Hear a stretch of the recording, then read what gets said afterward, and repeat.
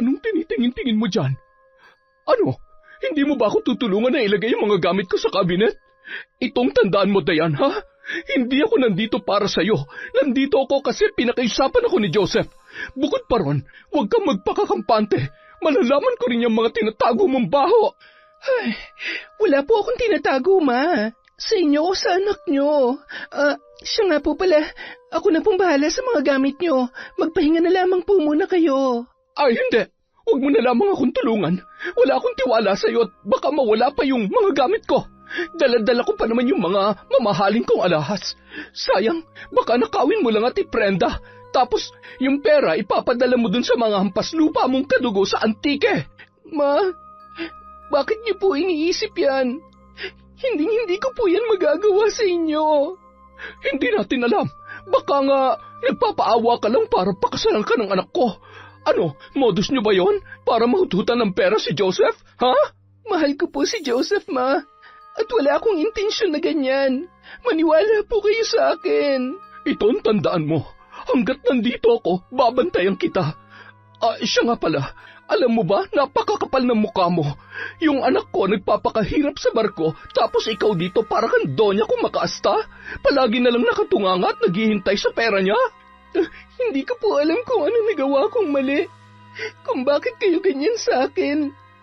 Tinuring ko po kayo ni Papa Bobby na tunay kong mga magulang, pero bakit niyo po ako ginaganito, Ma? Wala naman akong ginagawang masama, Ay, sus! Huwag mo akong iyak-iyakan. Hindi mo ako makukuha dyan. At saka, ang galing mo talagang umakting, no? Halos lahat ng tao na pabilib at kumakampi na sa'yo. Pero ako, hinding-hindi mo ako mabibilog, Dayan. Taon 2015, Zamboanga. Hindi pa man nakakababa ng kanyang motor si Joseph, sinalubong na siya ng kanyang ina ng napakahigpit na yakap. Mangiyak-ngiyak pa ang matanda habang hinahaplos ang likuran ng kanyang anak. 3 taon din silang nangulila sa isa't isa dahil si Joseph ay isang seaman at nakabase sa labas ng bansa. Kaya naman, ganun na lang ang pananabik ni Luz sa kanyang anak. Teka, sandali lang, Ma. Baka naman malagutan na ako ng hininga sa higpit ng yakap nyo. Pagpasensyahan mo na ako, anak. Namimiss lang talaga kita. Ay, siya nga pala, nung isang araw ka pa pala nakauwi, bakit hindi mo man lang ako sinabihan? At saka, bakit hindi ka dumiretso dito sa bahay? Nako, yan talagang asawa mo, oo, masyadong bida-bida. Oh, bakit napunta na naman kay Dayan ang usapan, Ma? Wala siyang kasalanan kung bakit hindi ako dumiretso dito. At saka, may bahay naman kami. Bukod pa ron, ako talaga nakaisip na hindi sabihin sa inyo na nakauwi na ako para ma-surprise kayo. Ay, hindi. Dapat sa susunod magsabi ka para naman masundo ka namin ng papa mo sa airport. Hindi yun si Dayan lang ang babalitaan mo. Nako, pagpasensyahan mo na ako, ha? Pero umiinit talagang dugo ko sa asawa mong yan. Kahit kailan talaga, ang gusto lagi ka lang masolo. Manaman, huwag ka naman magsalita ng ganyan tungkol kay Dayan. Eh bakit hindi, ha? Mula nung ikasal kayo, lagi na lang yung gusto niyang nasusunod. Kung makaasta parang pagmamay-ari niya ang buhay mo. Alam mo ba, nagmumukha ka ng under dyan sa babaeng yan. Hindi ako under, Ma. Lahat ng desisyon ko galing sa akin. Hindi ako pinipilit ni Dayan at lalong-lalo na hindi niya ako sinusolo. Kaya huwag ka naman magsalita ng ganyan, Ma. Ay nako, oo na, pasensya na, nadala lamang ako. Sana naman matanggap mo na si Dayan, Ma. Oo, alam ko hindi mo siya gusto dahil hindi siya nakatapos ng pag-aaral, tsaka mahirap lang ang pamilya nila. Pero mabuting tao po yung asawa ko. Ay, o siya. Sige, mabuting tao na siya. Hindi na ako makikipagtalo pa. Tara na sa loob at baka lumamig na yung niluto ko. Ay, hala, Ma. Hindi na ako magtatagal. Balak ko lang sana na iabot ng mga pasalubong ko sa inyo. Oh, bakit na naman? Hay nako, ipinagdadamot ka na naman ni Dayan sa akin, oh. Hindi ako papayag. Basta hindi ka aalis, dito ka maghahapunan. Naintindihan mo? Oo na, sige na nga. Basta wag na lang po kayong mag-isip at magsalita ng ganyan sa asawa ko. Oo, hindi na. Basta wag niya lang paiinitin ang ulo ko. Halika na sa loob. Nauna nang naglakad ang babae papasok sa loob ng bahay, habang nakakuyom ang kanyang mga kamao.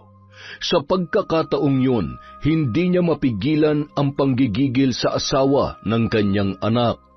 Mula pa man noon ay hindi niya na talaga gusto ang babaeng napili ni Joseph dahil nga nagmula raw sa mahirap na pamilya at bukod pa ron wala raw yung pinag-aralan. Pero kahit ganun ay pinakasalan pa rin ito ng kanyang anak. Sa kabilang banda, paulit-ulit na sumusulyap sa labas ng bintana si Dayan at nagbabaka sakaling matanawan ang kanyang asawa. Maaga kasi yung umalis at ang sabi ay may iaabot lamang sa mga magulang nito at babalik din kaagad. Pero gabi na ay wala pa rin si Joseph. Ang problema pa ay malakas ang buhos ng ulan. Nung mga oras na yun, ang iniisip niya ay ang maputik na daanan. Tiyak na mahihirapan ang asawa niya sa pag-uwi. Hindi naman niya matawagan kung nasaan yun dahil naiwan ni Joseph ang kanyang cellphone dala ng pagmamadali. Mga 10:00 na ng gabi ay wala pa rin si Joseph. Kaya naisipan na lamang niyang tawagan ang ina ng kanyang asawa para tanungin kung nandoon pa ang lalaki. Hello po ma. Pasensya na kung tumawag ako ng ganitong oras. Pwede ko po bang malaman kung nandyan pa si Joseph? Oo, bakit? Nag-aalala lang po ako, lalo na't gabi na hindi pa siya umuwi. Ay sus, ang sabihin mo, pinagkakait mo na naman siya sa amin. Hindi naman po sa ganon, ma. Ano? Ay, siya nga pala, hindi ko muna siya pauuwiin dyan. Sobrang lakas kasi ng ulan at bukod pa ron, nakainom siya. Ganun po ba? Sige lang po, pakisabi na lang po sa kanya na tumawag ako. At saka, pasensya na po talaga sa abala, ma. Sa susunod, huwag ka nang tumawag sa akin ng mga ganitong oras, ha? Alam mo naman na matanda na ako eh. Respeto naman. Sorry po, ma. Naiwan kasi ni Joseph yung cellphone niya, kaya kayo po ang tinawagan ko. Itong tatandaan mo, Dayan. Hayaan mong kumilos ang anak ko sa paraang gusto niya. Huwag mo siyang kontrolin na parang wala na siyang sariling desisyon. Hindi lahat ng ginagawa niya kailangan alam mo. May mga bagay na hindi mo na dapat pinakikialaman. Ano pong ibig niyong sabihin? Hindi ko po kinokontrol o pinakikialaman ng anak niyo. Tumawag lang talaga ako para alamin kung nandyan pa po ba siya sa inyo. Yun lang po yun, ma. Wala na po akong ibang intensyon.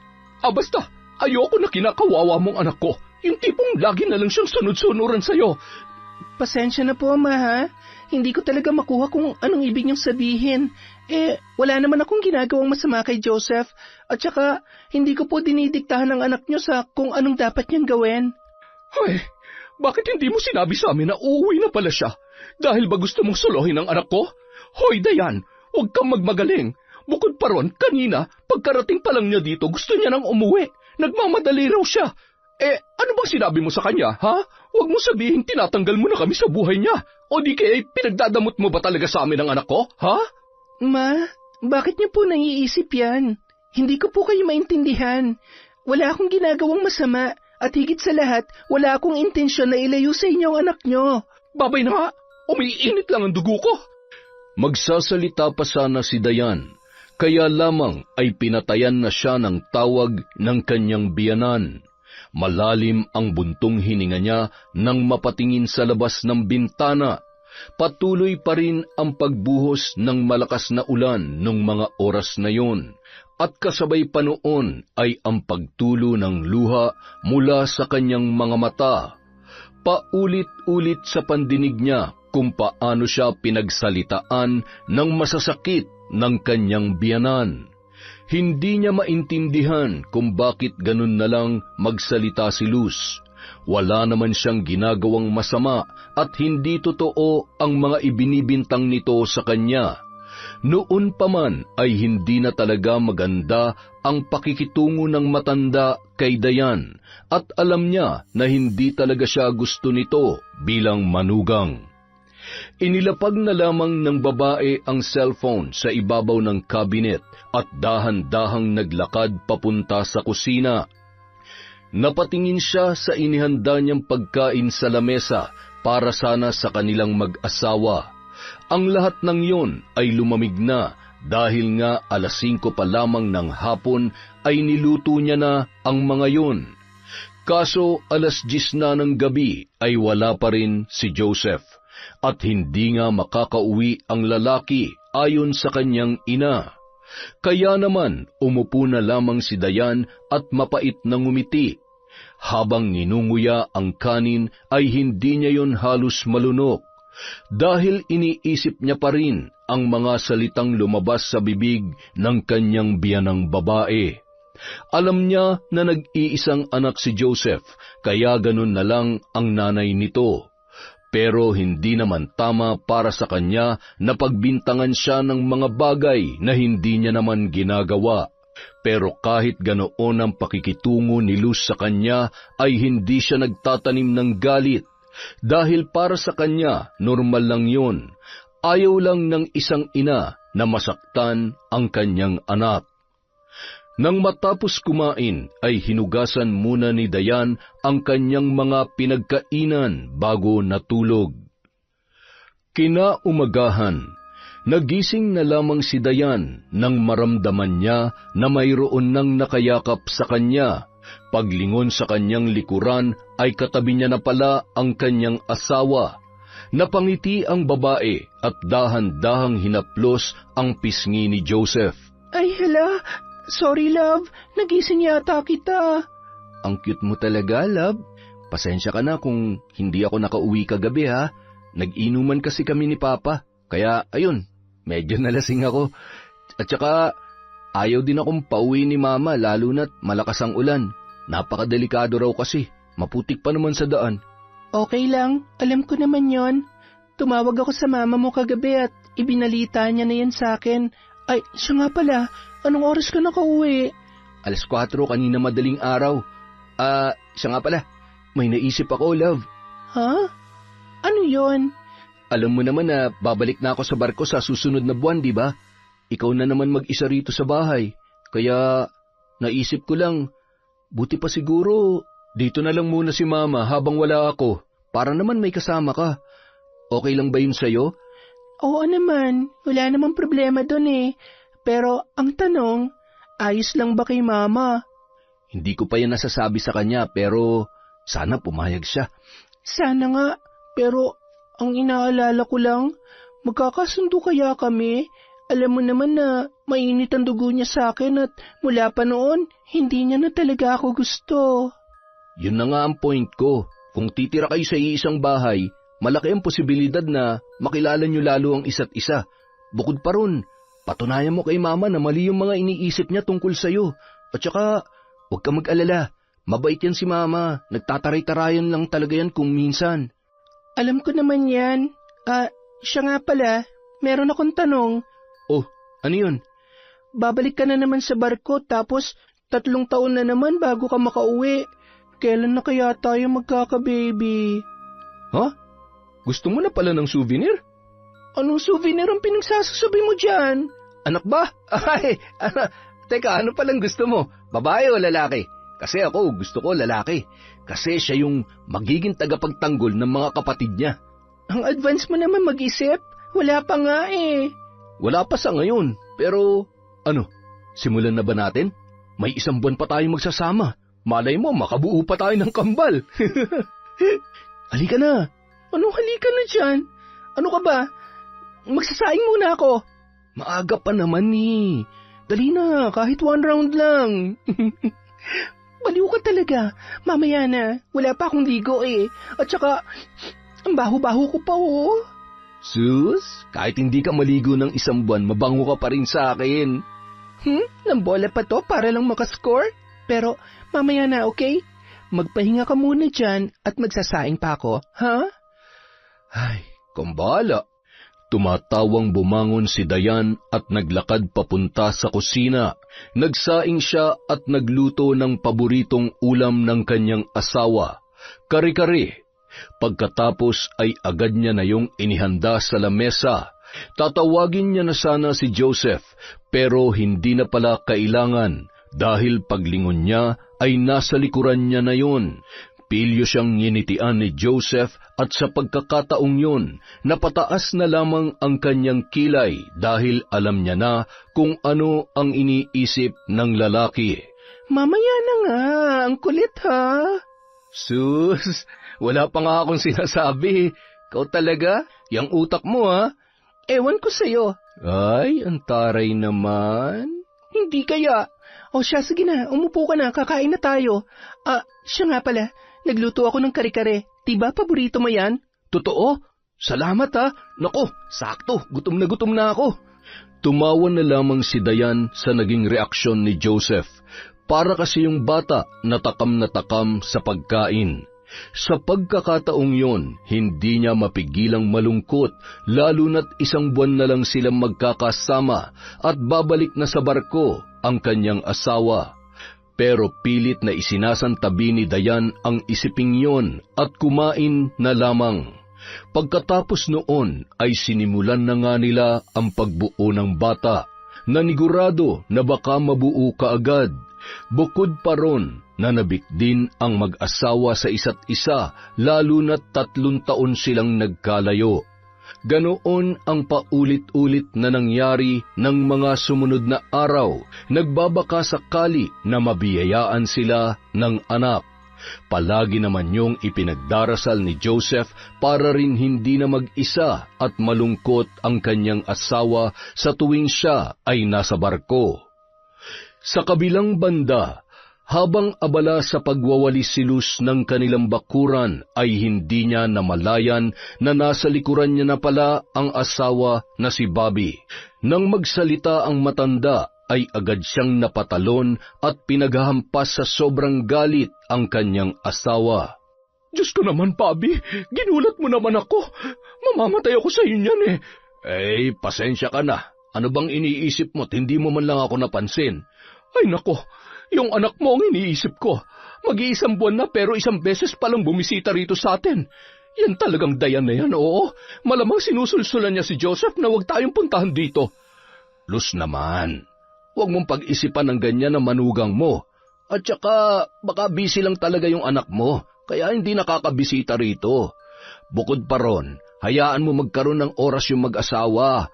Ang hindi ko lang talaga gusto, mula nung maipakasal yung anak mo sa babaeng yon, naitsapwera na ako. Ano naitsapwera? Hindi ka naman tinanggalan ng karapatan bilang ina ni Joseph, ah. At saka, ikaw lamang ang nag-iisip niyan. Hindi, duda talaga ako. Ginayuma niya ang anak natin. Tingnan mo nga, ano ba nagustuhan ni Joseph sa kanya? Hindi naman niyang kagandahan at ang itim pa.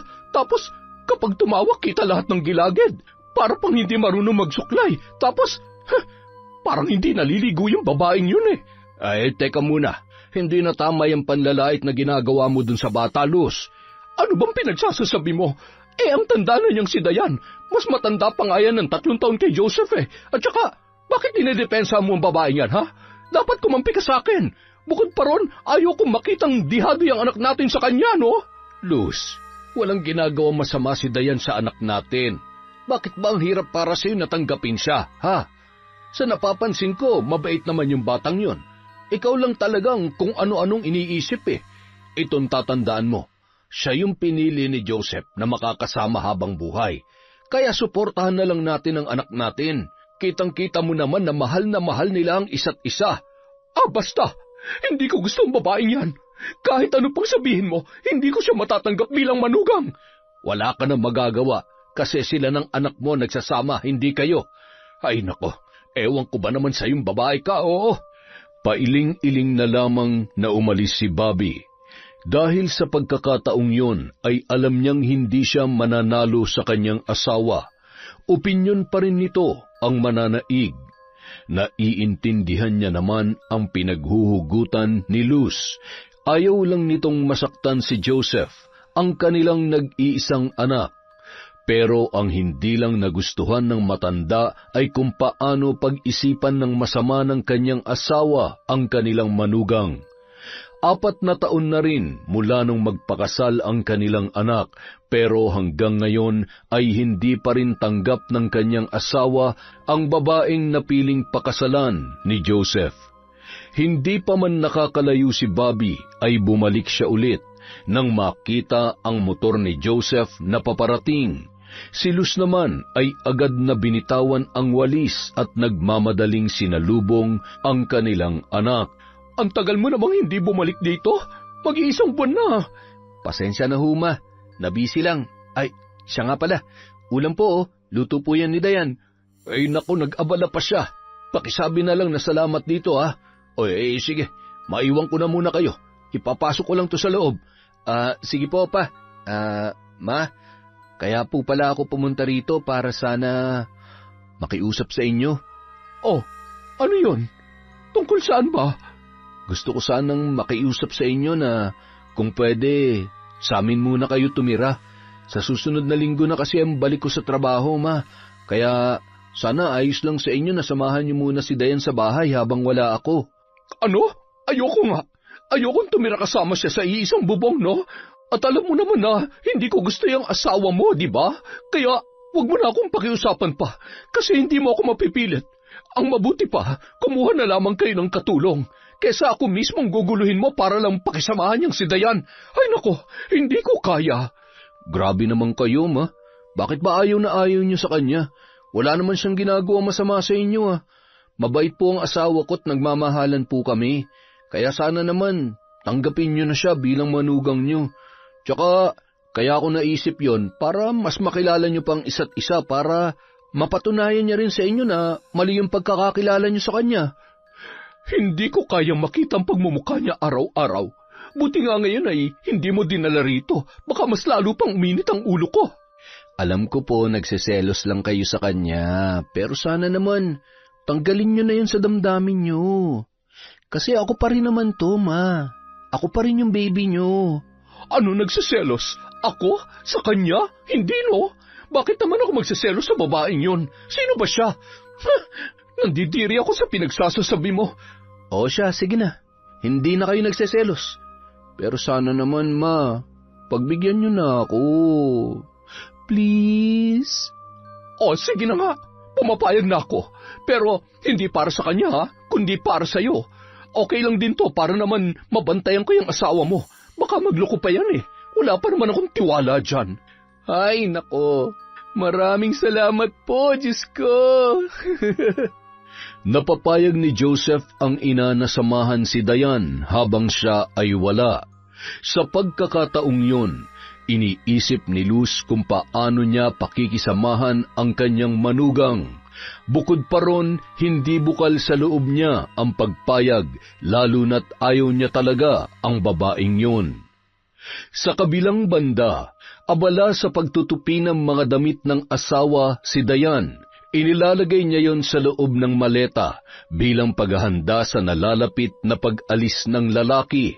Napabuntong hininga na lamang siya at tiningala ang nakasabit na wedding picture nila sa dingding.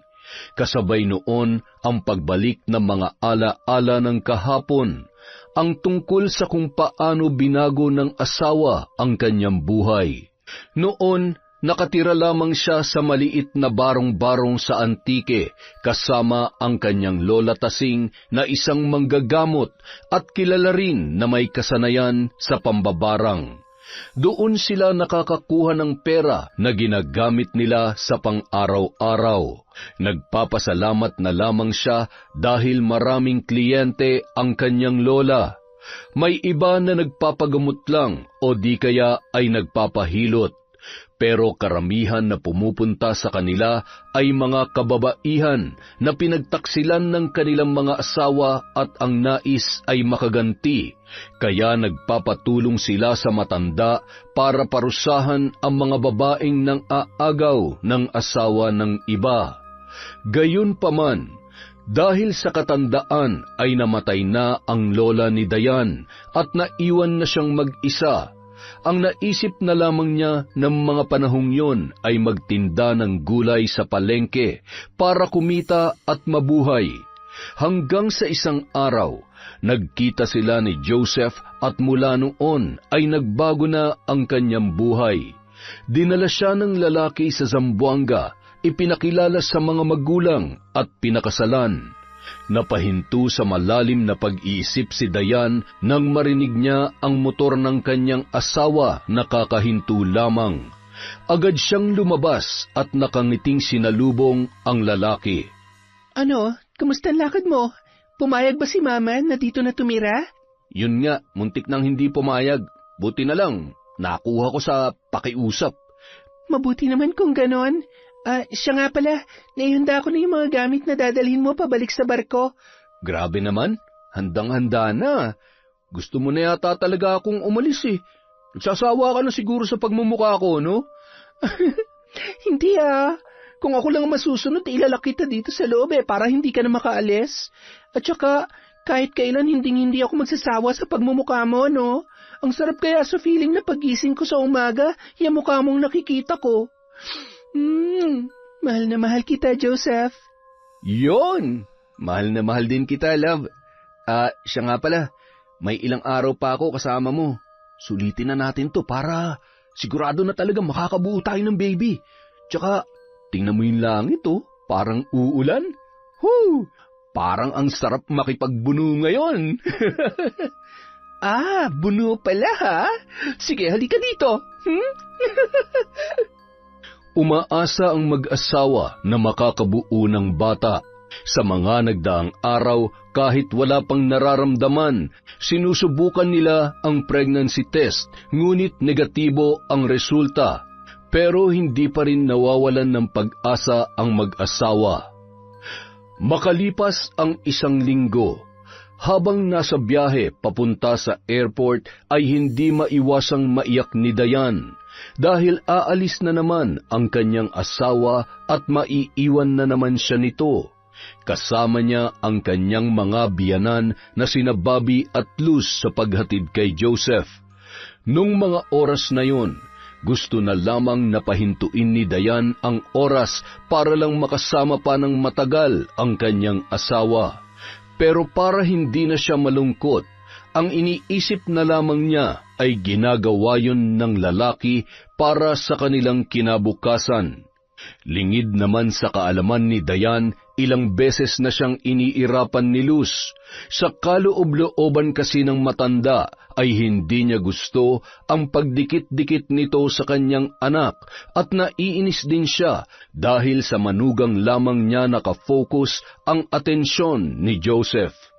Nung mga oras na yun ay gusto niyang hablutin ang babae at ingudngud sa kalsada. Hindi niya kasi mapigilan na makaramdam ng selos. Iniisip niya na initsipwera na lamang siya ng kanyang anak. Kasi nga ay meron na itong Dayan. Nang maihatid na nila sa airport ang lalaki, ay umuwi na rin sila kaagad. Maraming dalang gamit si Luz dahil pumayag siya sa pakiusap ng kanyang anak na samahan ang kanyang manugang para hindi ito mapag-isa sa kanilang bahay. Naipasok ko na mga gamit mo ron sa loob. Ikaw nang bahala mag-ayos nun sa cabinet, ha? Ako naman ay uuwi na. At saka, Luz, huwag mong pagmalupitan yung manugang mo, ha? Alam kong hindi mo siya gusto, pero sana naman ay magkasundo na kayo. Tingnan natin. Huwag lang niyang painitin ang ulo ko. Naku, makikita niyang hinahanap niya. At saka, may paiyak-iyak pa siya nalalaman kanina. Ang kapal naman ng muka. Halatang-halata naman na gusto niya rin umalis ang anak natin para makapagsaya siya rito ng mag-isa. Ay, nako. Ewan ko ba sa'yo, Luz? Hindi ko na alam kung anong sasabihin para lang matanggap mo yung manugang mo. Tingnan mo naman, ang bait-bait at napaka-responsableng asawa niyang si Dayan. Tapos pag-iisipan mo ng ganyan? Bakit pa palagi niyo na lang siyang kinakampihan, ha? Itong tatandaan mo, Bobby, patutunayan ko sa inyo na may baho at kuluring itinatago ang babaeng yan. Ay, nako, uuwi na ako. Tumawag ka na lang kung may kailangan kayo rito. Napabuntong hininga na lamang na umalis si Bobby at iniwan si Luz na masama ang titig sa manugang na nakaupo sa may sala. Nung mga oras na yun, iniisip ni Dayan kung paano pakikisamahan ang kanyang biyanan na makakasama niya ng 3 taon. Habang nakatitig sa kisame ay nararamdaman niya ang presensya ng matanda sa kanyang likuran. Anong tinitingin-tingin mo dyan? Ano? Hindi mo ba ako tutulungan na ilagay yung mga gamit ko sa kabinet? Itong tandaan mo, Dayan, ha? Hindi ako nandito para sa'yo. Nandito ako kasi pinakaisapan ako ni Joseph. Bukod pa ron, huwag kang magpakakampante. Malalaman ko rin yung mga tinatago mong baho. Ay, wala po akong tinatago, Ma. Sa inyo o sa anak nyo. Siya nga po pala, Ako na pong bahala sa mga gamit nyo. Magpahinga na lamang po muna kayo. Ay, hindi. Huwag mo na lamang akong tulungan. Wala akong tiwala sa'yo at baka mawala pa yung mga gamit ko. Dala-dala ko pa naman yung mga mamahaling kong alahas.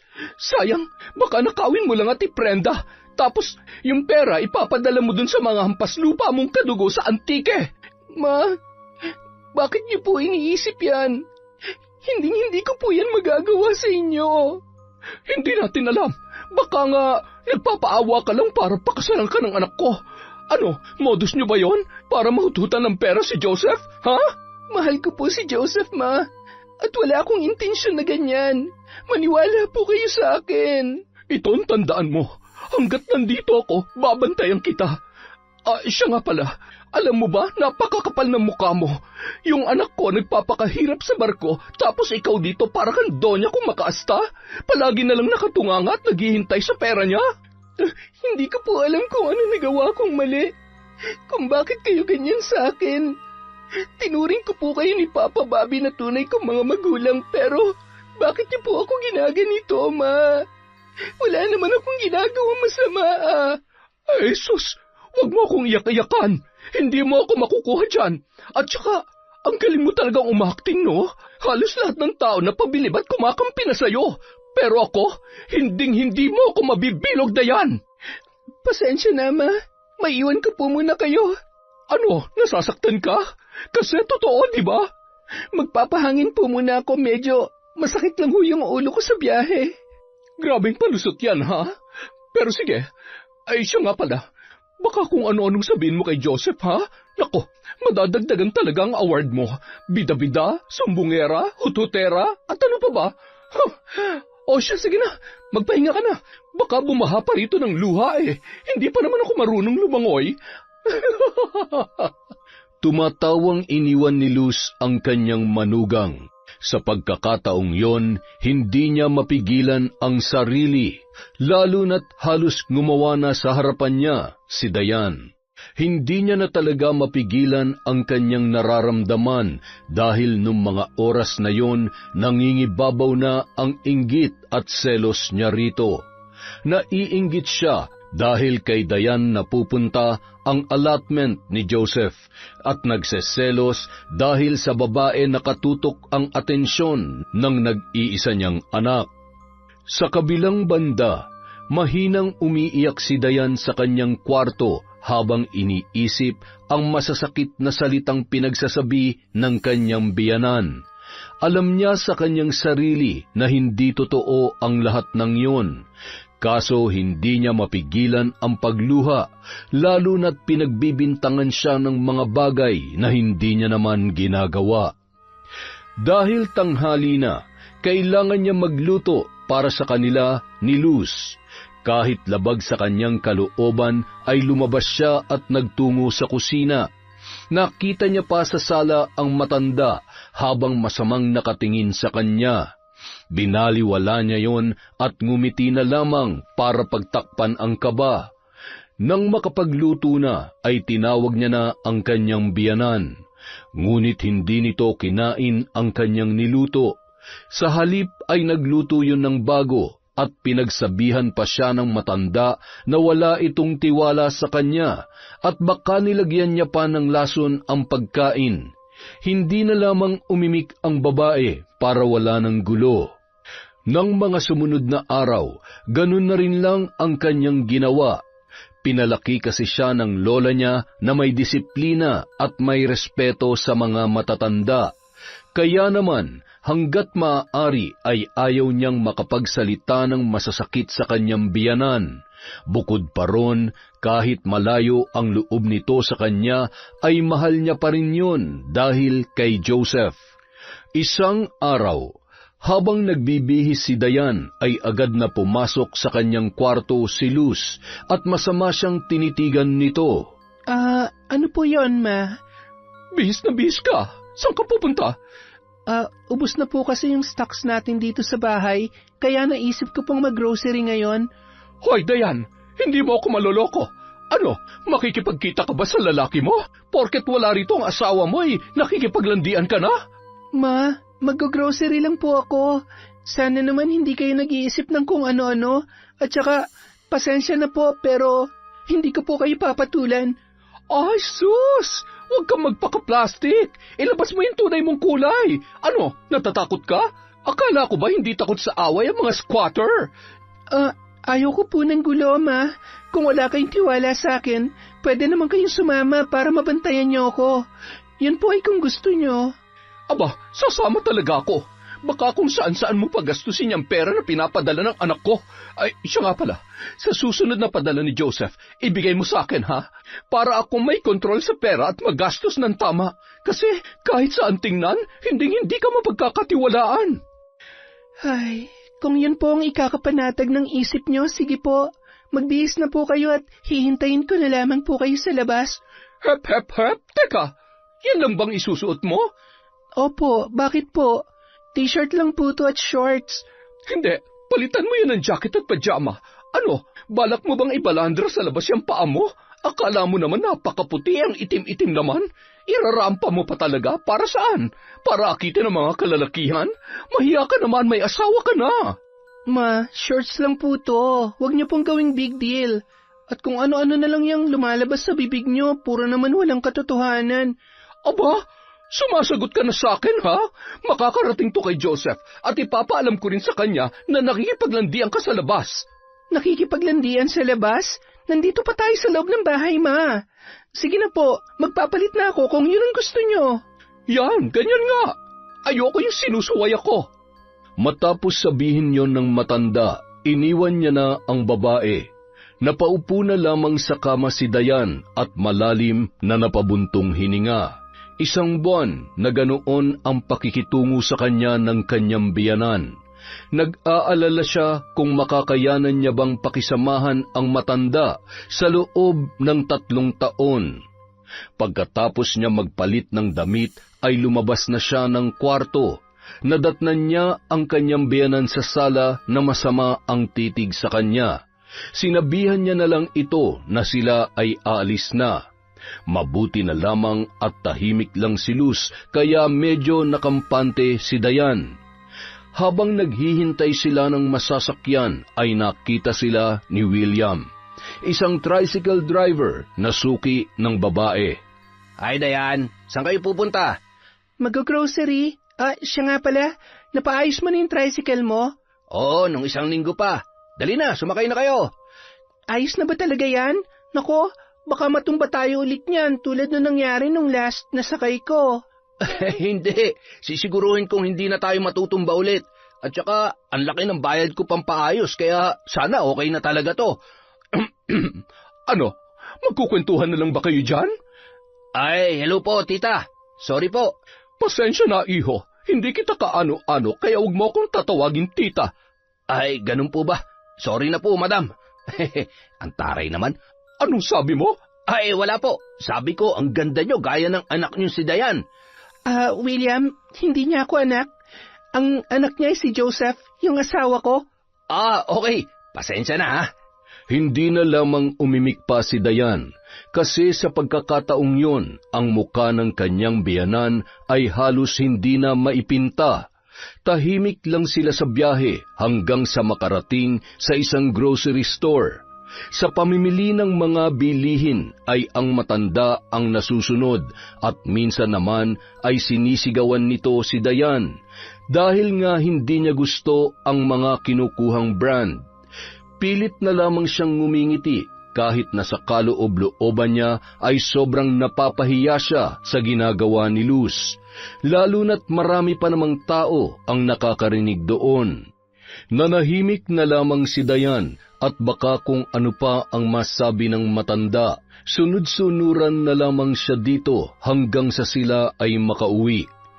Pagdating sa bahay, nagulat na lamang si Dayan nang ibinagsak ng biyanan ang mga ipinamili at bigla na lang siya nitong dinuro-duro.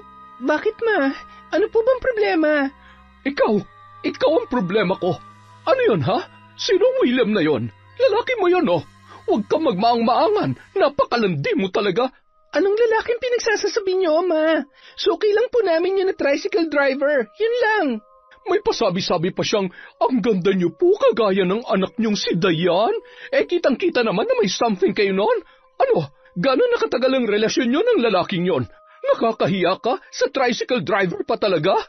Wala yung binatbat sa anak kong seaman? Itong tandaan mo, Dayan. Makakarating to kay Joseph. Pwede ba wag niyo akong siraan sa asawa ko?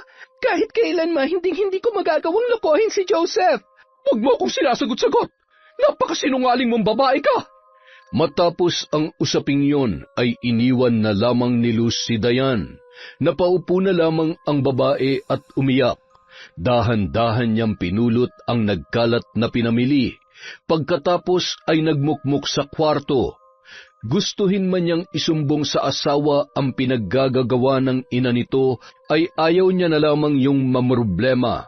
Baka mas lalo pang gumulo at ayaw niya rin na mahirapan pa si Joseph. Alam niyang pagod na ang kanyang asawa sa trabaho, kaya hindi niya na yon dadagdagan pa. Kinagabihan, prenteng nakaupo sa sofa si Luz habang hawak-hawak ang cellphone sa kaliwang kamay. Tinatawagan ang anak at ibinalita ang mga pinaggagawa ni Dayan.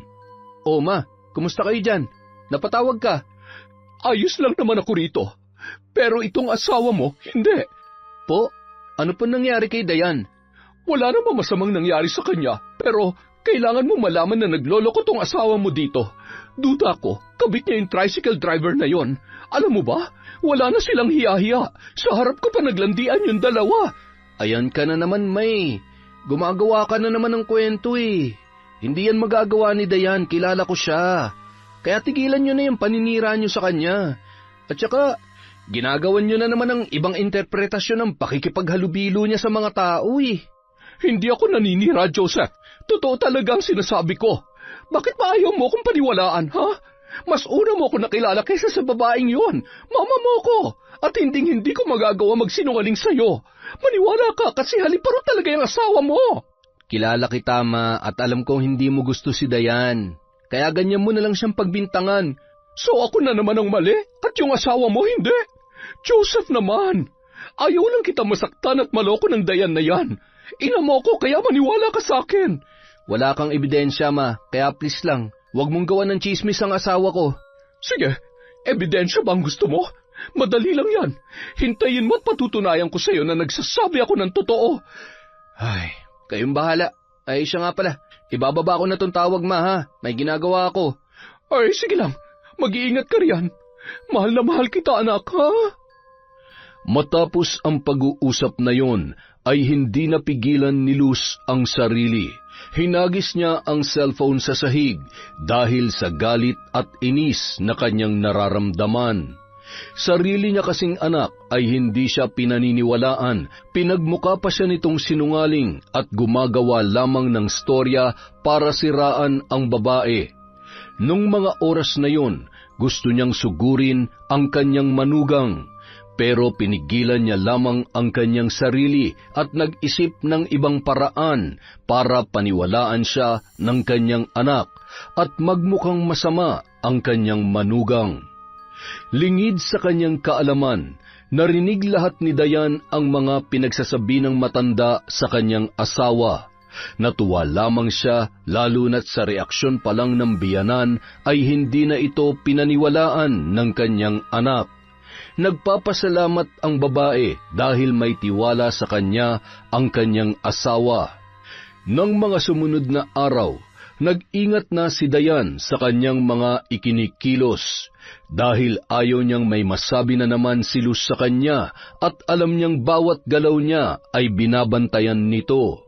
Hindi na rin siya lumalabas ng bahay para hindi na siya pag-isipan ng masama.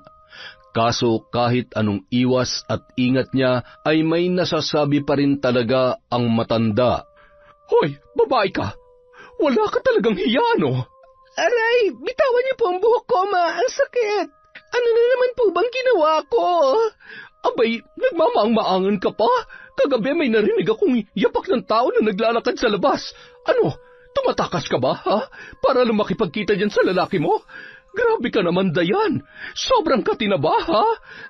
Anong tumatakas? Buong gabi nasa kwarto lang po ako. Ilang linggo na rin akong hindi lumalabas. At saka, anong lalaki? Wala akong lalaki, Ma. Huwag ka nga magsinungaling, hayop ka. Matagal na ako nagtitimpi sa'yo. Alam mo bang pinagmumukha mo kung masama sa anak ko? Wala akong sinabi kay Joseph. Tungkol lang sa mga nangyari rito, Ma. Kaya anong pinagsasasabi niyong pinagmumukha ko kayong masama? Bakit kasi hindi mo na lang sabihin sa kanya na may kabit ka? Para tapos na tayo rito. Wala nga po akong kabit, Ma. Huwag niyo naman po akong sirain kay Joseph, oh. Buisit ka talaga. Ang OA mo. Huwag mo nga ako maiyak-iyakan dyan. Nakakasukay ang pagmumukha mo. Mas lalo kang pumapangit. Ay nako, makalis na nga. Tinalikuran ni Luz si Dayan na umiiyak. Nung mga oras na yun, gusto na lamang lumabas ng babae at iwan ang kanyang biyanan. Hindi niya na halos makaya ang pambibintang at panlalait nito sa kanya. Gustuhin man niya na magsumbong kay Joseph ay hindi niya magawa dahil ayaw niyang maging rason na magkasira at magkaroon ng lamat ang relasyon ng mag-ina. Sa tuwing nalulungkot at pakiramdam niya ay aping-api na siya, kinakausap niya na lamang ang wedding picture nilang mag-asawa. Doon niya ibinubuhos ang lahat ng kanyang hinanakit sa kanyang biyanan. Samantala, habang nakaupo sa may teres si Luz, may iniisip siyang ideya kung paano makakakuha ng ebidensya at mapatunayan sa anak na nagsasabi siya ng totoo. Nagmamadali siyang pumasok sa kwarto at nagbihis. Paglabas niya, nakita niya si Dayan sa kusina na abala sa paghihiwa ng mga sangkap para sa lulutuin. Napatingin sa kanya ang babae at gusto pa yata siyang tanungin kung saan siya pupunta. Pero pinandilatan niya lang yon ng mata, dahilan ng pagyuko ng kanyang manugang. Tumawa na lamang ang matanda sa naging reaksyon ni Dayan. Parang aping-api kasi ang pagmumukha nito at halos hindi na makatingin sa kanya dala ng takot. Umalis si Luz at nakipagkita sa isang lalaki. Sa pagkakataong yun, buo na ang kanyang desisyon na sirain ang kanyang manugang para bumango ang kanyang pangalan sa kanyang anak. Ang tagal mo naman! Kanina pa ako naghihintay sa iyo rito Pasensya na ma'am. Na-traffic lang. Ano palang kailangan niyo sa akin? Eto, 20,000. Hindi ba't kailangan mo ng pera ngayon? Alam ko na nasa ospital ang anak mo, Rudy. Kaya tanggapin mo na yan. Totoo, ma'am. Abay, salamat po dito. Pagpalain nawa kayo ng Diyos.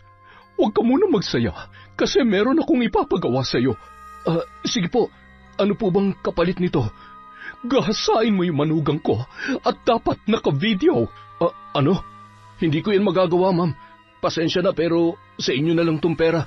Hindi ko kailangan yan. Makakahanap ako ng pera at makakapagbayad ng bill sa ospital sa mabuting paraan.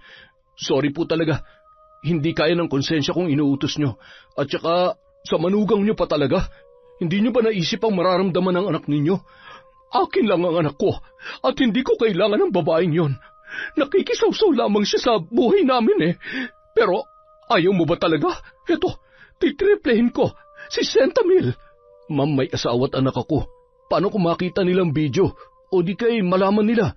Naku, ayaw ko masira ang pamilya namin. Pasensya na po, pero ayaw ko talaga. 100,000. Ayaw mo pa rin? Sige, pero ma'am, huwag niyo pong ipopost yan Labuan niyo rin yung mukha ko kung sakaling kung kanino niyo man ipapakita. Kung yun ang gusto mo, ano, pumapayag ka na? Para po sa anak ko, ma'am. Malaki na rin kasi yung bill namin sa ospital Eksakto talaga na ikaw ang tinawagan ko. Kailan ko po pala gagawin yung inuutos ninyo? At saka saan po?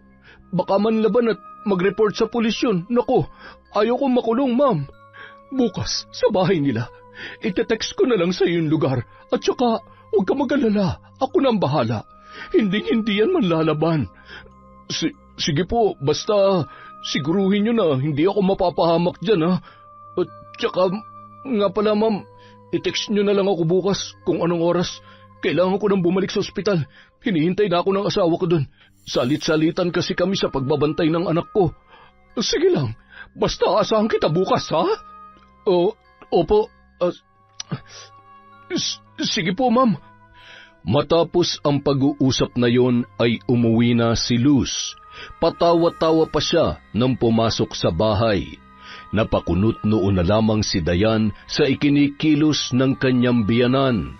Gusto man niyang magtanong kung saan yun nanggaling ay hindi niya na ginawa. Baka sabihan pa siya nito na pakialamera at kung ano-ano pang masasakit na salita. Tinanong niya na lamang kung kumain na ba yun, ngunit hindi yun sumagot at pinandilatan lamang siya ng mata. Kinagabihan, habang naghuhugas ng pinagkainan, biglang may tumawag sa cellphone ni Dayan. Napangiti na lamang ang babae nang makitang si Joseph ang tumatawag. Hello, love. Kumusta ka dyan? Ayos lang ako dito, love. Kayo dyan, kumusta ang pakikitungo ni Mama sa'yo? Ayos lang naman kami. Sa totoo nga, nagkasundo at nagkamabutihan na kami ng mama mo, kaya huwag ka na mag-alala at huwag mo na kaming isipin. Ang alalahanin mo ang sarili mo. Mag-iingat ka lagi dyan, ha? Mahal na mahal kita. Ang tamis, Mahal na mahal din kita, love. Sigurado ka bang nagkaayos na kayo ni Mama? Sabihin mo lang sa akin kung may problema at kung pinagsasalitaan ka na naman niya ng masasakit. Oo nga, okay na kami. Kaya huwag ka na mag-alala. Sige. Ay, siya nga pala. Kumusta? Wala ba nabuo? Nabuong ano? Yung souvenir ko sa'yo. Souvenir ka dyan? Hindi ko pa alam eh. Hindi pa ako nakakabili ng pregnancy test, pero hula ko, parang meron na. Kasi minsan naduduwal ako eh. Palagi rin akong inaantok at saka hindi pa ako tinadatnan. Talaga? Woohoo! Baka buntis ka na nga. Naku, excited na ako magka-baby. Lord, sana bigyan niyo na kami ng anak. Sana nga. Excited na rin ako eh. Bumili ka ng PT pag nakalabas ka para malaman na natin. Sige, love tumawag ka pag may problema at balitaan mo ako sa resulta. Bye muna, love. I love you. Sige lang, love. Mag-ingat ka dyan. I love you too. Ibinabana ni Dayan ang tawag at napangiti. Nang mga oras na yon, parang naibsan ang bigat na kanyang dinadala. Marinig lang ang boses ng asawa ay masaya na siya at kontento. Kinabukasan, maagang gumising si Luz at nagluto. Pakanta-kanta pa siya habang hinahalo ang mga sahog ng kanyang nilulutong ulam. Nang matapos ay agad niya yung inihain sa lamesa. Paglabas naman ni Dayan sa kwarto ay napakunot ang kanyang noo. Maaliwalas kasi ang muka ng kanyang biyanan at parang nasa mood. Naggulat pa siya nang alukin siya ng matanda na kakain na sila. Sa loob ng 2 buwan, yun palang ang unang beses na magkasabay silang kumain ni Luz. Tinanggap naman niya ang alok nito at napangiting umupo sa upuan. Bakit parang gulat na gulat ka yata? Masanay ka na, Dayan. Simula sa araw na ito, ituring mo na akong tunay na ina. At saka, kalimutan mo na yung mga sinabi ko. Hindi ko sinasadya yun.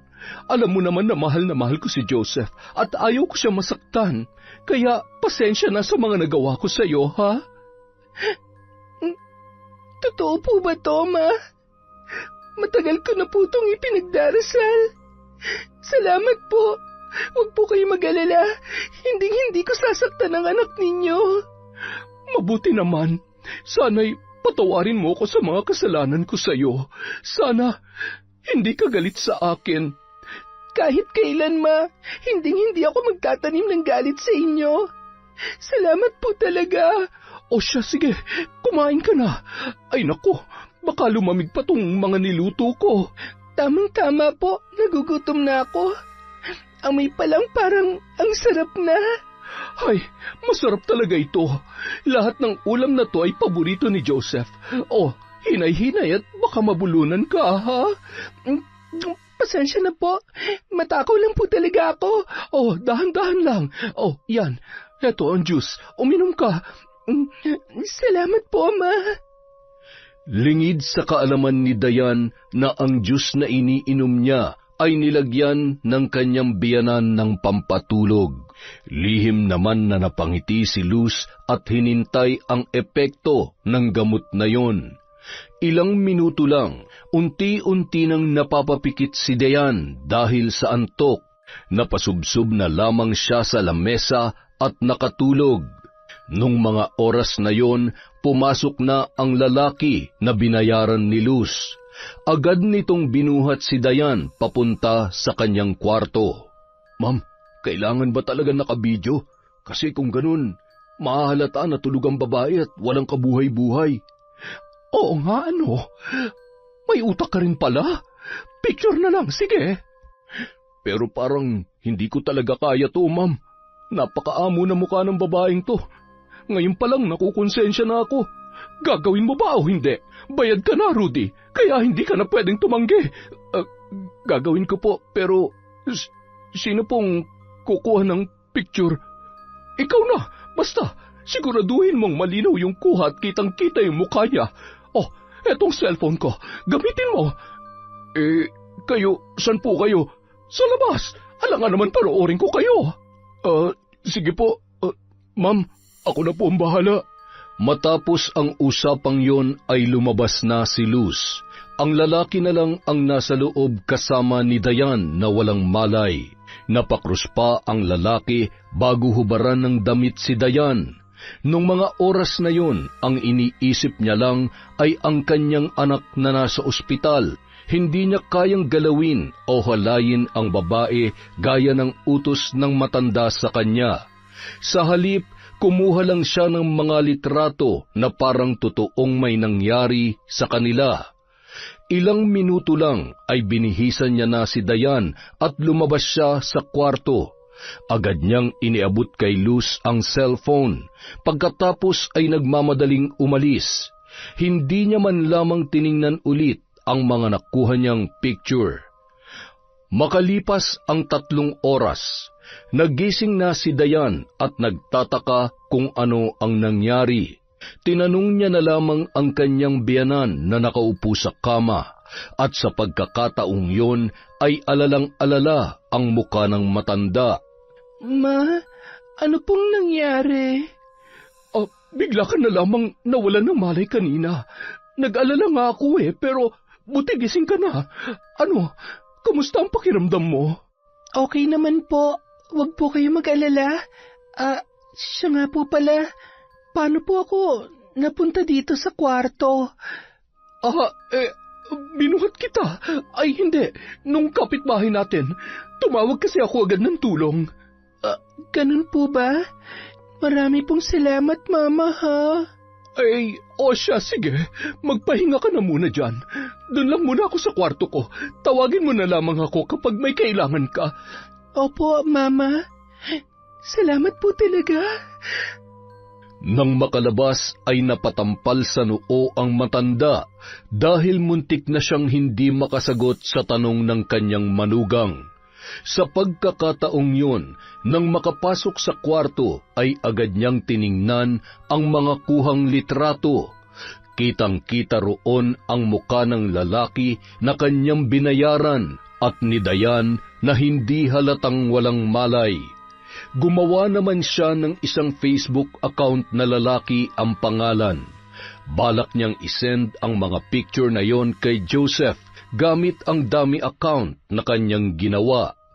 Pero sa kanya na gagawin yon pagkatapos ng 5 araw para hindi maghinala ang manugang na set up lamang pala ang lahat. Sa mga lumipas na araw, nagpanggap pa rin si Luz na mabait at mapagmahal na biyanan sa kanyang manugang. Lumabas-labas din siya at iniiwan si Dayan mag-isa para naman mas kapani-paniwala ang nangyari, lalo na't nasa bahay pa naman ang senaryo ng mga kuhang picture.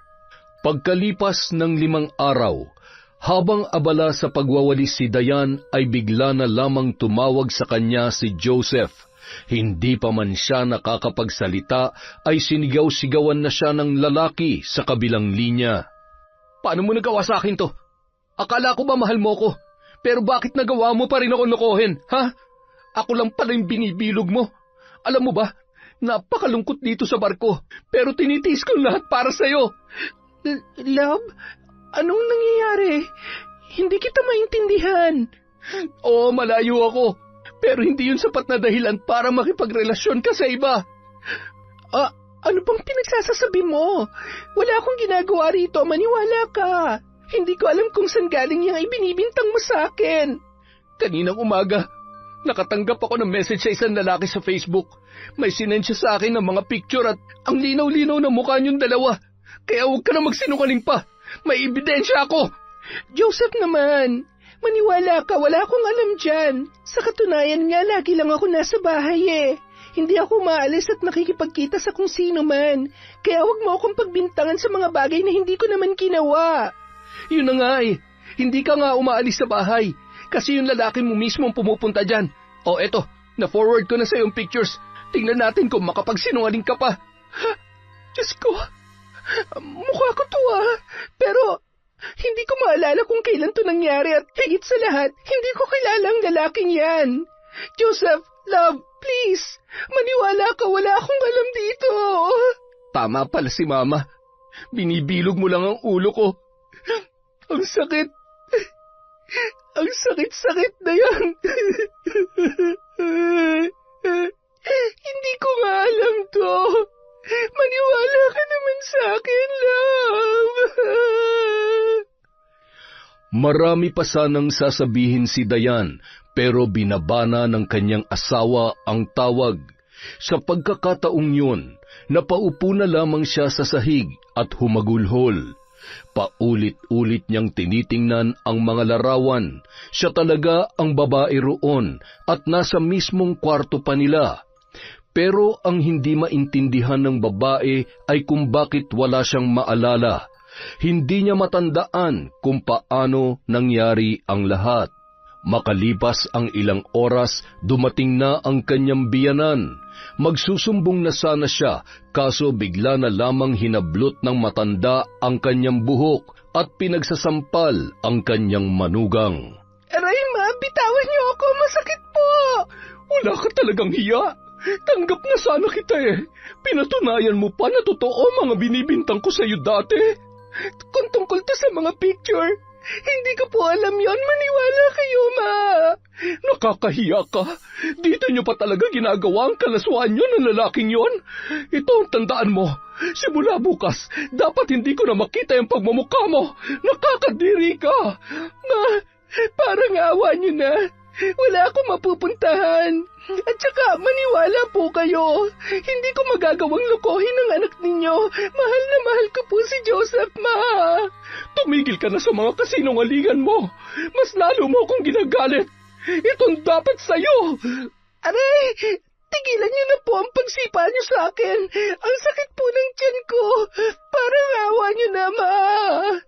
Ay sus, ang galing mo talagang umarte, no? Ang husay mo mambilog ng ulo ng tao. Nakakagigil ka. Mas lalo mong pinaiinit ang ulo ko.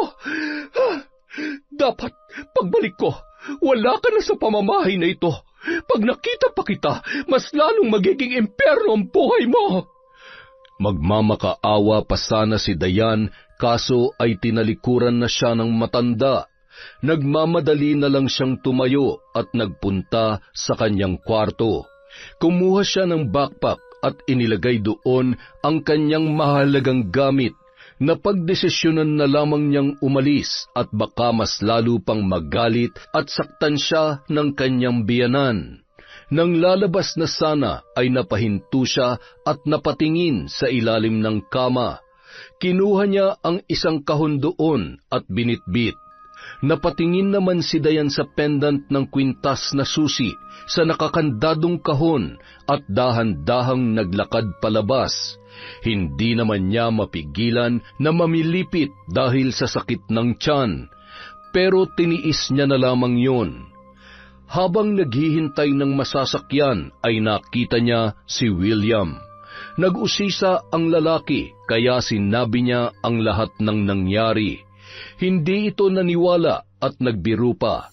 Pero nang makitang namimilipit sa sakit ng tiyan si Dayan ay bigla itong kinabahan. lalo yung nadagdagan nang makitang may dugong umagos sa may hita ng babae. Agad na sinugod ni William si Dayan sa ospital. Binantayan pa niya yon ng ilang oras at nagpaalam din na siya ay uuwi na. Sinabihan niya pa ang babae na babalikan niya ito. Pero sabi lang ni Dayan ay wag nang mabahala dahil kaya niya na ang kanyang sarili at gusto niya rin na mapag-isa. Mabuti na lamang na intindihan yon ng lalaki.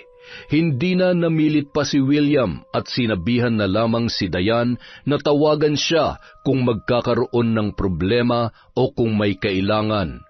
Pagkatapos noon ay umalis na si William sa ospital.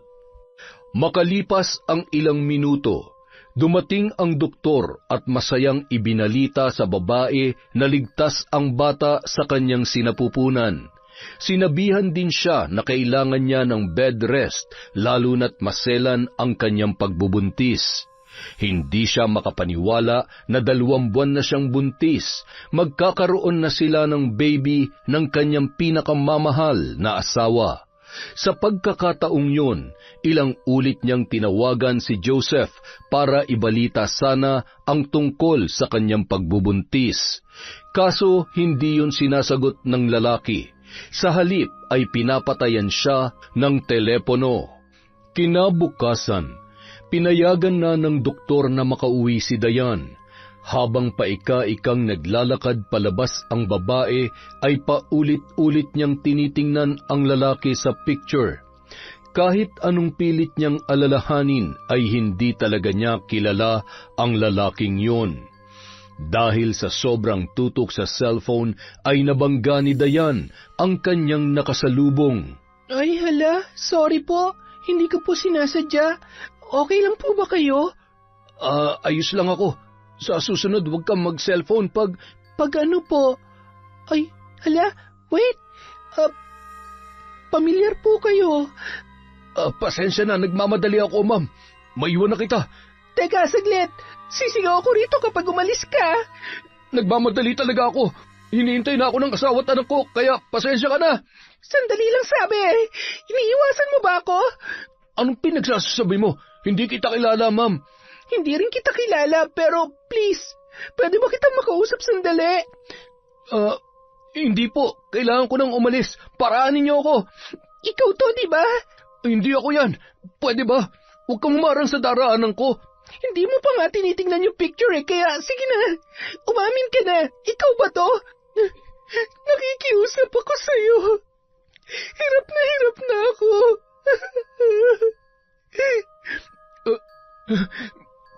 Sorry, hindi ko naman ginusto yan eh. Binayaran lang ako. Kaya, ma'am, pwede ba huwag mo ako ipakulong? Parang awa mo na. Nagawa ko lang yan para sa pera. Maniwala po kayo sa akin. So, ikaw nga to? Walang hiya ka?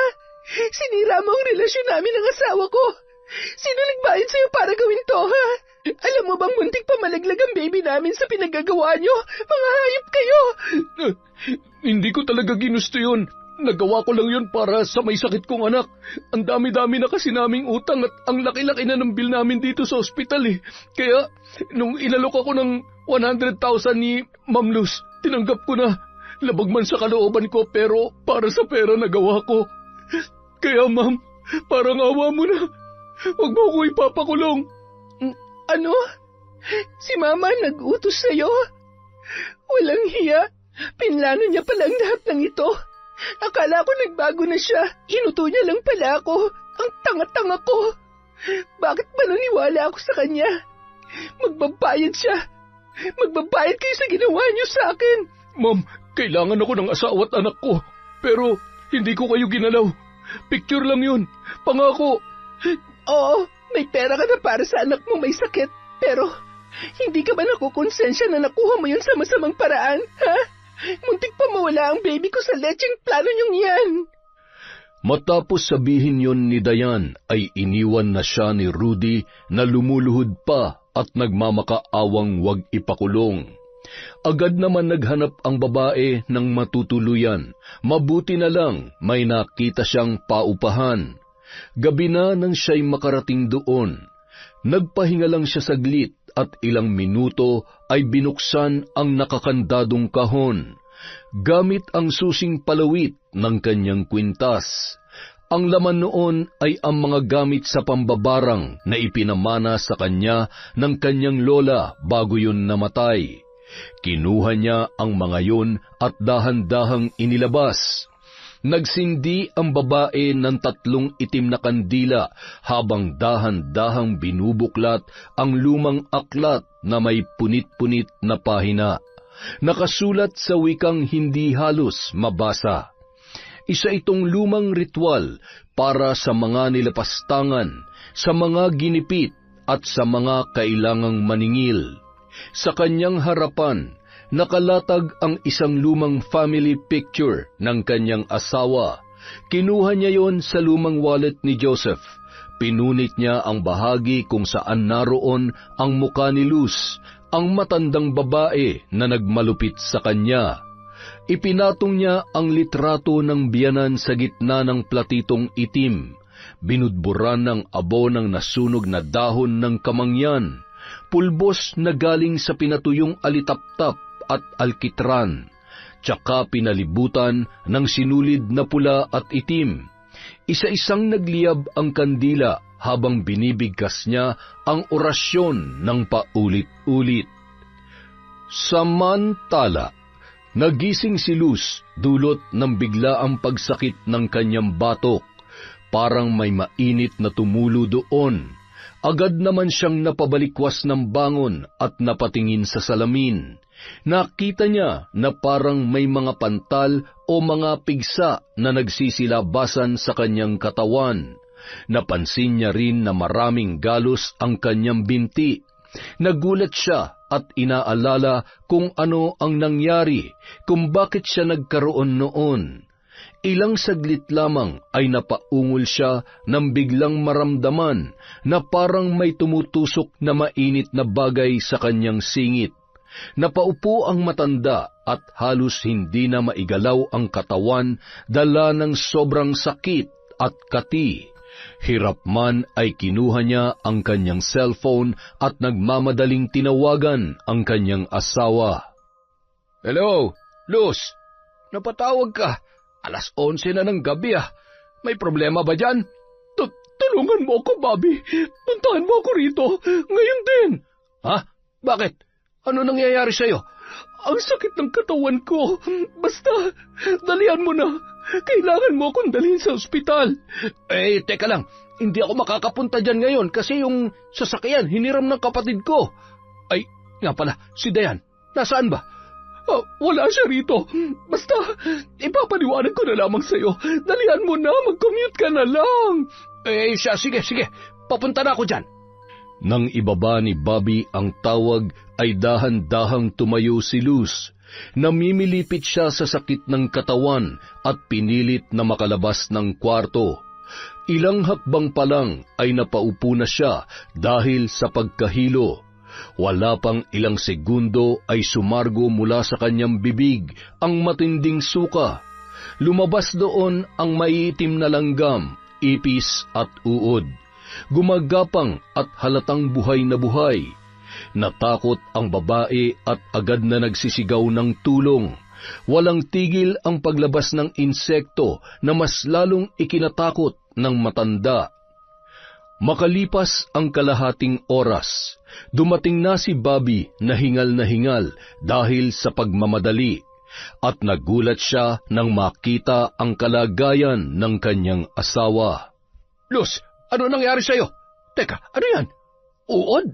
Ay, Diyos ko! Tulungan mo ako. Dalhin mo ako sa ospital. Anong ospital? Hindi yan magagamot ng mga doktor. Dadalhin na lamang kita kay Nanay Diyosa. Ano? Ayaw ko. Hindi ako naniniwala sa albularyo. Ay, ano ba sa tingin mo makakapagpagaling sa'yo, ha? Tingnan mo nga yung sitwasyon mo ngayon, Luz. Magagamot ba yan ng mga doktor? Ay, Diyos ko, yan nangyayari sa'yo ngayon tulad yan ng kay Mama noon. Anong ibig mong sabihin? Binarang ako? Ay, sa tingin ko ganun na nga. Aray ko! Sige na, dalhin mo na ako sa albularyong yan. Ang sakit talaga ng tiyan ko! Agad namang sinunod ni Bobby ang pakiusap ni Luz. Sa pagkakataong yun ay hindi niya mapigilang maawa sa kanyang asawa, lalo na't halos hindi na mamukaan ang matanda, dulot ng maraming pigsa na tumutubo sa iba't ibang bahagi ng kanyang katawan. Ilang minuto lang ay nakarating na sila sa bahay ni Nanay Diyosa na isang kilalang albularyo sa kanilang lugar. Nagising na lamang ang matanda dulot ng malakas na pagkatok ng pinto ni Bobby.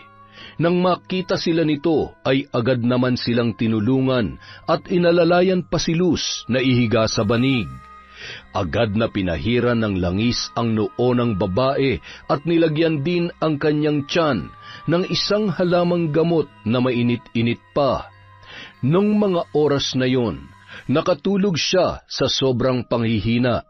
Kumuha ang albularyo ng isang mangkok na may lamang tubig at sinindihan ang 3 kandila. Sa pagtulo noon sa tubig ay unti-unting nabubuo ang isang muka. Sa pagkakataong yun ay may inuusal naman si Nanay Diyosa na Latin na salita. Ilang ulit niya yung binabanggit habang pinipikit ang 2 mga mata. Ay, nako! Napakalakas niya! Hindi ko siya kayang kalabanin! Anong ibig niyong sabihin? Napakamakapangyarihan ng taong gumawa nito sa asawa mo. Ang ginagamit niyang mahika ay hindi basta-basta. Sino po ang may gawa nito kay Luz? Sabihin niyo na po sa akin at bakit niya ito ginagawa? Base sa enerhiyang nararamdaman ko, sobrang hinanakit at galit niya sa asawa mo. Eto, tingnan mo, may nabuong muka. Kilala mo ba ito? Ano? Sigurado po ba kayo riyan? Manugang namin to si Dayan. Nakasisiguro po ba kayo na siya may gawa nito? Baka nagkakamali lamang kayo, Nanay Diyosa. Abay, sa tagal ko ng albularyo hindi pa ako nagkakamali. Pero ito pa lamang ang unang beses na nakatagpo ako ng katulad niya. Hindi ko kayang kalabanin ang kagaya niya dahil maaaring akong mamatay kung susubukan kong pahintuin siya. Siya nga pala, ano ba nagawa niyo sa kanya at nagkaganito siya? May galit sa kanya ang asawa ko. Tumira sila sa isang bubong at hindi ko na alam kung anong ginawa nilo sa kanya. Hindi ba't manugang niyo siya? Pwede niyo siyang kausapin at pakiusapan na tigilan niya na ang pagpaparusa sa asawa mo. Base sa nararamdaman ko, mabait siya at ang intensyon niya lamang ay turuan ng leksyon itong si Luz.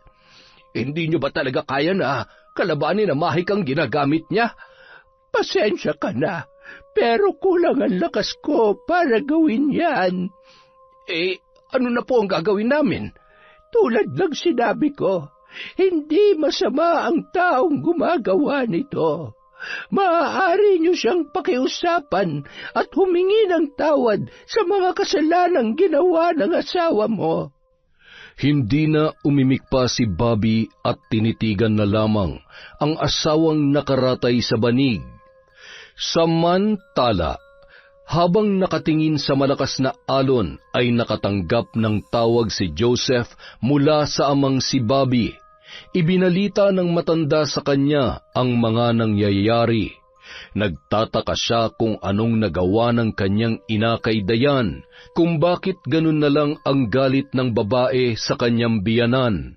Kahit may hinanakit pa sa kanyang kalooban ay tinawagan niya ang asawa upang mag-usisa at pakiusapan na ihintunan nito ang kanyang ginagawa. Sa kabilang banda, habang taimtim na inuusal ni Dayan ang mga orasyon, ay nagambala siya sa pagtunog ng kanyang cellphone. Hindi niya sana yun sasagutin pero hindi ito humihinto at paulit-ulit lamang na tumutunog. Hello, Dayan? Buti sinagot mo. Bakit?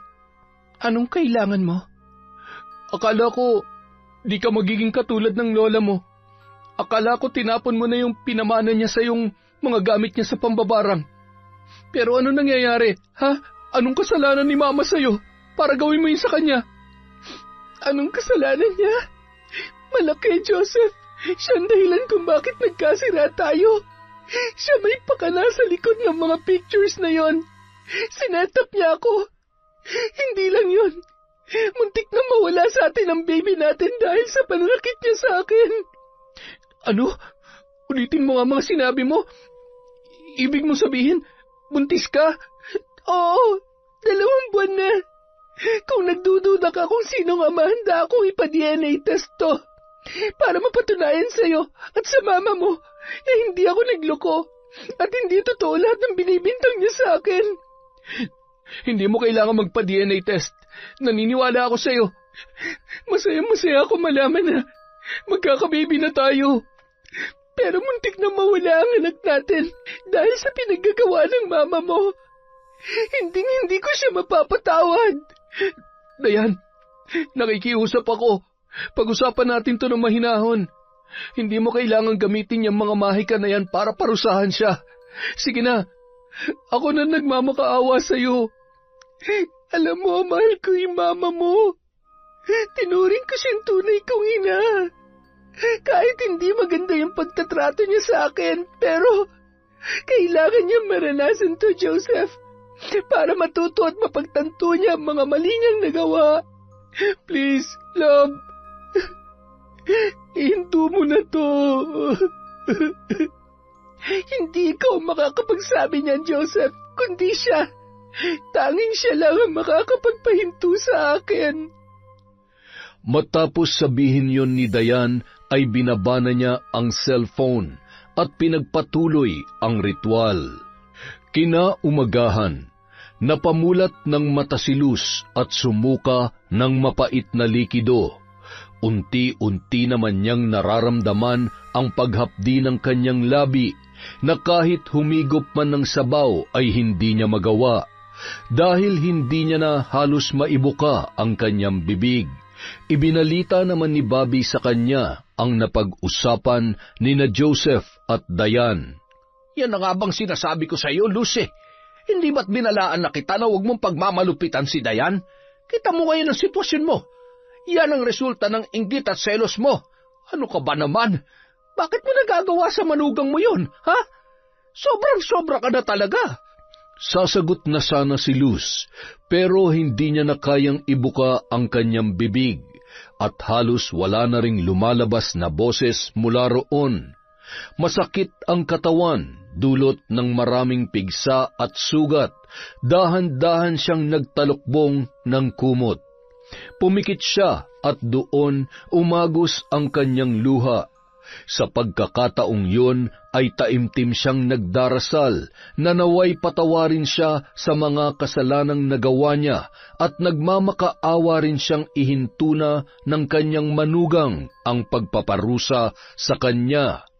Sa isip niya ay nangako siyang hindi na niya uulitin ang mga nagawang kamalian at pagmamalupit sa babae. Samantala, napamulat ng mata si Dayan nang may marinig siyang boses. Nung mga oras na yon ay napatingin siya sa mga nakalatag sa sahig, ang mga ginagamit niya sa pambabarang sa kanyang biyanan. Napapikit siya nang marinig ulit ang tinig ni Luz. Nagsusumamo at nagmamakaawa ang matanda sa kanya na ihinto na ang kanyang ginagawa. Mabuti naman, Ma. Salamat at naisip mong mali ang mga ginagawa mo. Sana hindi mo na to ulitin. Yun na lamang ang nasabi ni Diana at marahang hinipan ang kandilang nauupos na. Inilagay niya ulit ang mga gamit sa pambabarang sa loob ng kahon at kinandado yon. Makalipas ang 2 araw, nagising si Luz sa mahabang pagkakatulog. Ramdam pa rin ng matanda ang panghihina pero wala ng sakit, sugat at mga pigsa. Ganoon pa man, makikita pa rin ang malaking pagpayat nito dahil ilang araw siyang walang ganang kumain. Napatingin naman siya sa paligid. Nagulat na lamang nang malamang nakauwi na pala siya sa bahay ng mag-asawa. Una niyang hinanap si Dayan, at sa pagkakataong yun ay nalungkot siya sa itinugon ni Bobby.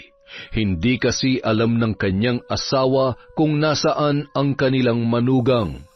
Ilang ulit nilang tinawagan ang babae pero hindi sila sinasagot nito. Kinabukasan, habang nagwawalis ng bakuran si Luz, ay bigla na lamang siyang napahinto at napaluhod nang makita ang manugang na nakangiting nakatingin sa kanya. Ma, kumusta na po kayo? Dayan, anak, patawarin mo ko. Hindi ko na uulitin, pangako. Kasalanan ko ang lahat. Tatanggapin ko yung parusa mo sa akin, basta patawarin mo lamang ako. Okay na po yun, Ma. Sorry po sa mga nagawa ko sa inyo. Hindi, ako dapat ang humingi ng kapatawaran. Kasi ako nagkasala. Sorry kung pinagbintangan at ginawang kita ng mga kwento. Nagsiselos lamang ako kasi parang inagaw mo kasi sa akin yung anak ko eh. Ma, hindi mo dapat maramdaman yan. Kasi yung pagiging nanay mo, hinding-hindi yan mapapalitan. Kayo pa rin ang unang babae sa buhay ni Joseph. Lagi niyo po yung tatandaan. Ang bait-bait mo pala. Sorry kung ngayon ko lang nakita ang kabutihan mo. Ayos lang po, Ma. Siya nga pala, meron po akong balita. Ano yun? 2 buwan na po akong buntis. Magiging lola na po kayo. Ha? Totoo ba? Opo, Ma.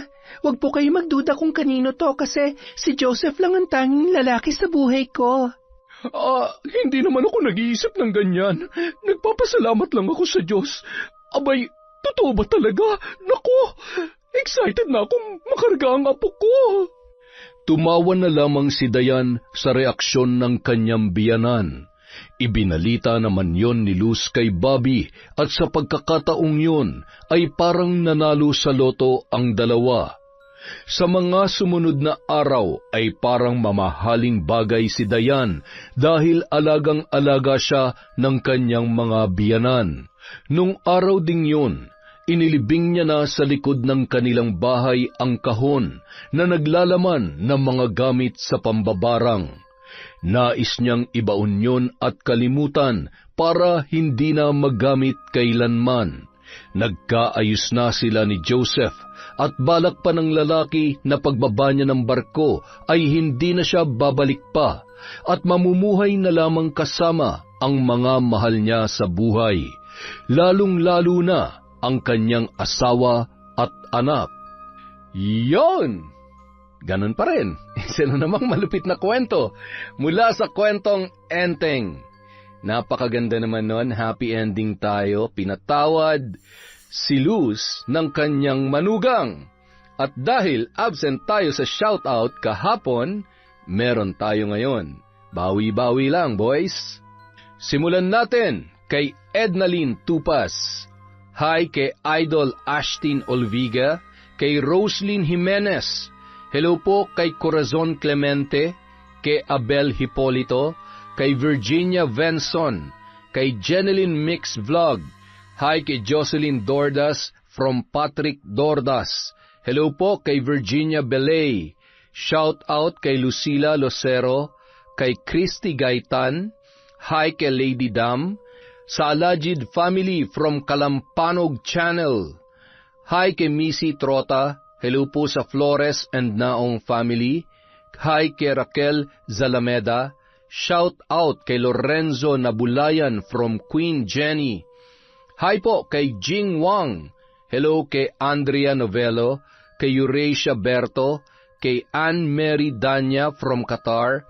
Hello po kay Zoe Sky Zorilla. Hi kay Rosemary Casonete. Hello po kay LVMD. Shout out kay Zilpha Hara Ricart. Hi kay Maria Lina Kagawa, kay Evangeline Naadat, kay Alicia Lauro. Hello po kay Lilia Malate. Hi kay Mardy Suzuki, kay Marjorie Dequilia, kay Diaries Yuki. Hello kay Kurt Mina, kay Lydia Lopez, kay Angelica del Rosario, kay Maria Liza Mula, shout out kay Elizabeth Maramot, kay Sheila Camino, kay Josefina Fuelias, kay Leia Delfin from Rico Alde, shout out kay Richel Adapon, kay Rosette Ersando, kay May Baylen, kay Rachel Villacrucis. Happy birthday po sa apo ni Febe Ranyada. Hi kay Salvacion Mabia, kay Jing Mendoza, kay Scarlett Sky Maniego. Hi kay Michelle Cardo Fabro, Trico Das Animation. Hello po kay Robert Crimen, kay Maria Grace Grefaldia, kay Annalisa Puazo, kay Odessa Lejano, kay Cune Castillo from Sesa. Hi kay Charlene Gumansing, kay Marites Pinka, kay Abby Ruiz, Wildcats Kuting, kay Lynette Reparado, kay Good Samaritan. Hello po kay Red Gaspar, kay Lynn Ferrer TV, sa TVJ Rosie Hedorio. Hi po kay Lord Queen OFW Vlog, kay Elizabeth Dungka, kay Abner Peredo, kay Girly Joy Cayetano, shout out kay Kel Rodis, kay Michelle Cedron, kay Aurora Cristobal, kay Joe Dordas from Patrick Dordas. Hi kay Hani from Tokyo, Japan, kay Sophiel, kay Nene Gayas. Hello po kay Doris Estander, kay Raquel Romualdo, kay Dolores Bell, kay Sofian Nang from Chona Baynosa from Malaysia. Hi kay Willie Malbas, kay Marilu Francisco.